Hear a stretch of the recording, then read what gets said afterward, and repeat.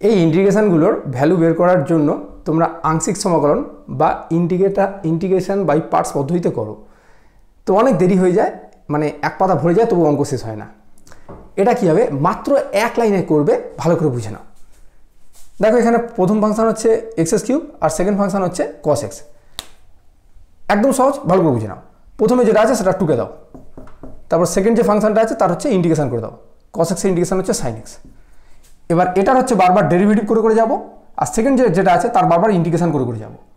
আরেকটা জিনিস মাথা রাখবে, প্রথমে যদি প্লাস সাইন থাকে তারপর প্লাস মাইনাস এরকম করে অল্টার করে করে চলতে থাকবে। করলে বুঝতে পারবে। আচ্ছা, প্লাস তারপর মাইনাস, এটার বারবার ডেরিভেটিভ হবে আর এটার বারবার ইন্টিগ্রেশন হবে। সাইন এক্স ইন্টিগ্রেশন হচ্ছে মাইনাস কস এক্স। এবার প্লাস মাইনাস, তারপর আবার কী হবে, তারপর আবার প্লাস হবে, এটার বারবার ডেরিভেটিভ, তাহলে 3x স্কোয়ার ডেরিভেটিভ হচ্ছে 6x। এইটার বারবার ইন্টিগ্রেশন, এটার ইন্টিগ্রেশন হচ্ছে মাইনাস সাইন এক্স।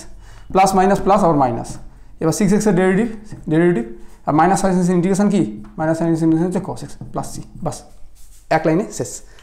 এবার যদি বলো যে থেমে গেলেন কেন বা কোথায় থামতে হবে, তাহলে বলি, যখন দেখবে এই যে প্রথমে যে ফাংশনটা আছে তার ডেরিভেটিভ করতে করতে করতে করতে যখন কনস্ট্যান্ট এসে যাবে ওইখানে থেমে যাবে, কারণ কনস্ট্যান্টের পরে যদি আবার তুমি ডেরিভেটিভ করো তখন 0 হয়ে যাবে। আচ্ছা, এবার বলি, এই যে ফর্মুলাটা এটা হচ্ছে বার্নৌলিস ফর্মুলা। এবার এটা কখন অ্যাপ্লাই করা যাবে, মানে সমস্ত অঙ্কের ক্ষেত্রে কি এই ফর্মুলা অ্যাপ্লাই করা যাবে না, এরকম নয়। ফার্স্ট ফাংশনটাকে হতে হবে পলিনোমিয়াল ফাংশন, আর ডিগ্রিটা দেখবে 1 বা তার যেন বেশি হয়। স্যার একটু সহজ করে বলুন। সহজ করে যদি বলি তাহলে ফার্স্ট ফাংশনটা কীরকম হতে হবে, এক্স কিউব বা এক্স স্কোয়ার বা এক্স প্লাস এক্স স্কোয়ার বা x cube plus x square এরকম হতে হবে।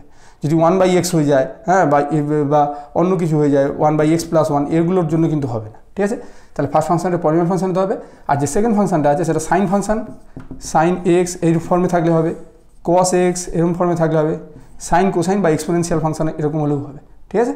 e⁻x বা e⁻x এইগুলো হলেও হবে, ঠিক আছে। তো এই জন্য এই ক্ষেত্রে তুমি এই রুলটা অ্যাপ্লাই করে মাত্র এক লাইনের মধ্যে ইন্টিগ্রেশন শেষ করে ফেলতে পারো।